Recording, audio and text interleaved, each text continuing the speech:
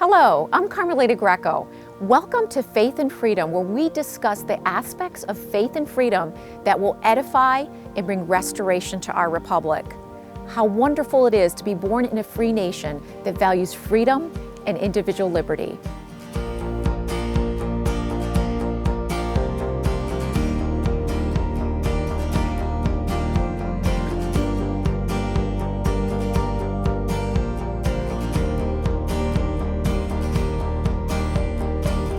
Hello, welcome to Faith and Freedom. I'm Carmelita Greco.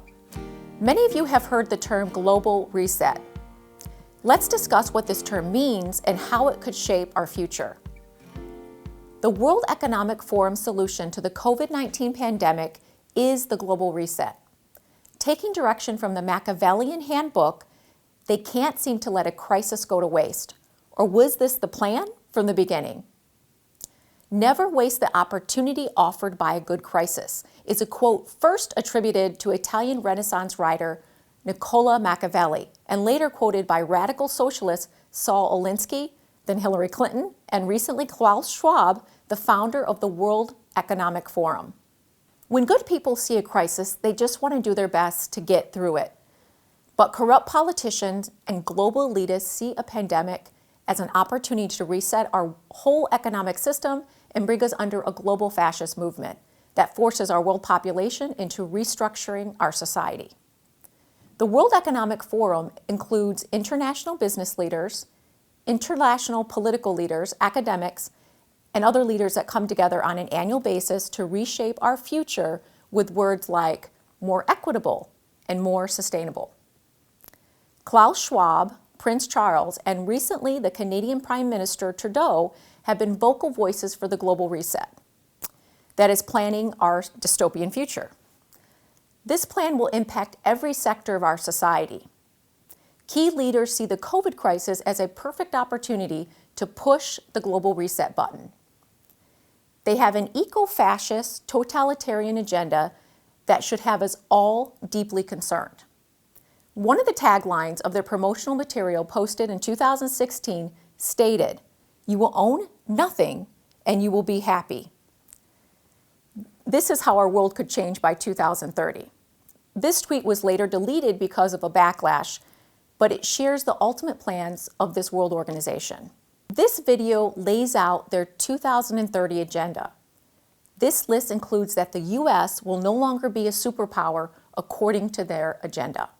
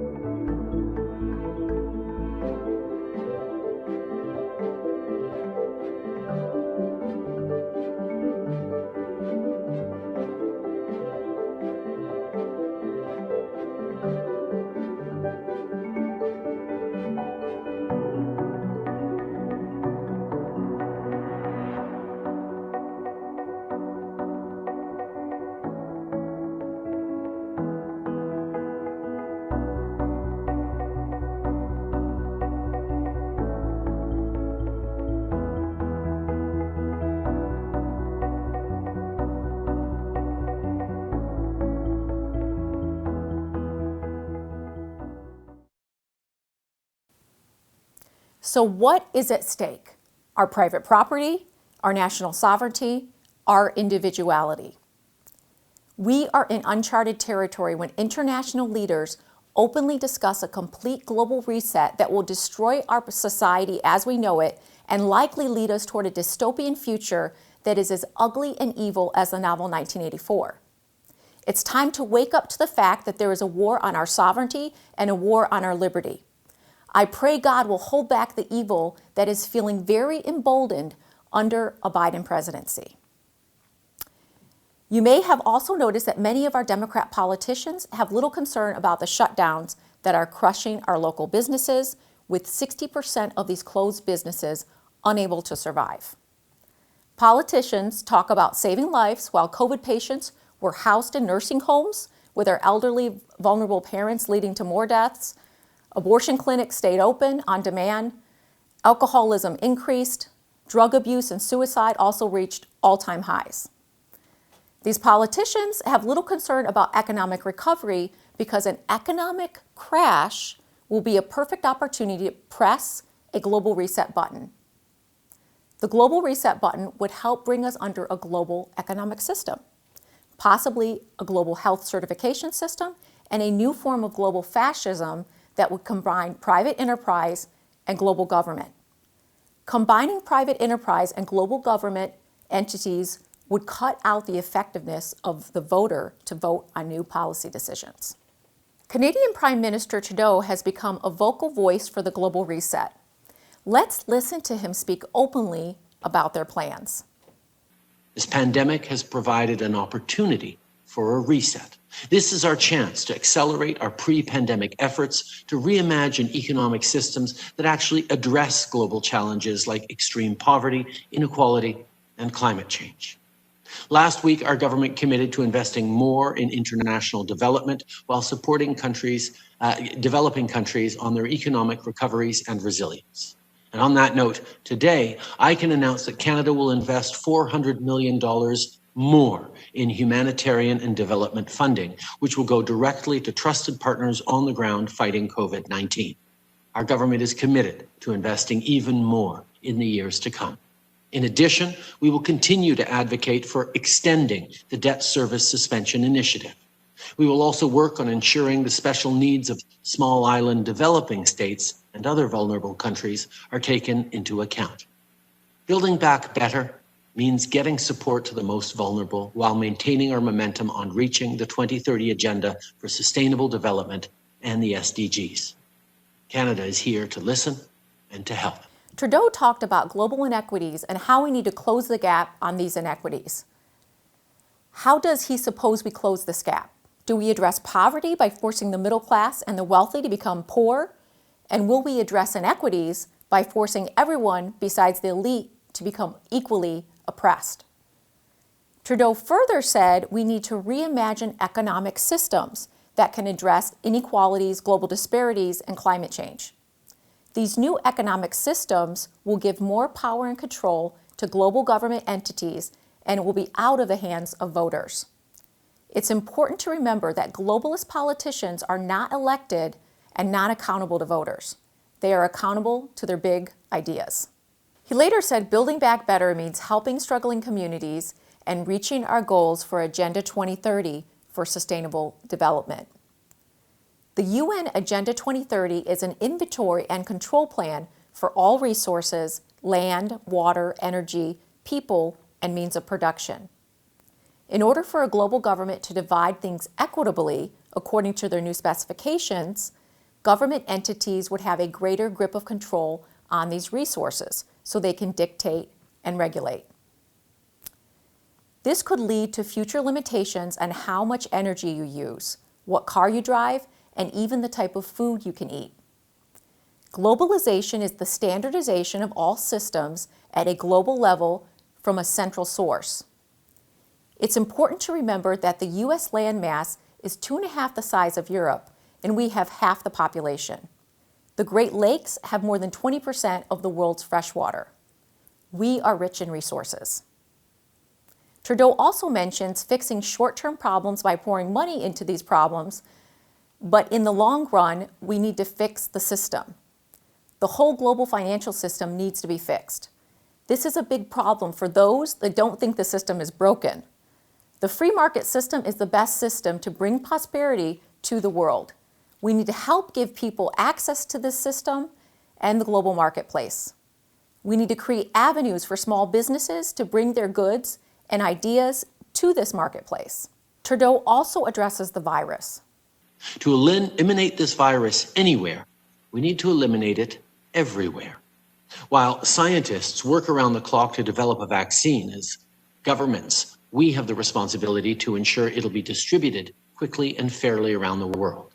On Friday, I announced that Canada will provide $440 million to the COVID-19 Vaccine Global Access Facility, including $220 million to the Advanced Market Commitment to help low and middle-income countries access vaccines. This is an important initiative, and I encourage other governments to join in as well. We need to work together. In order to eliminate the virus anywhere, we need to eliminate it everywhere.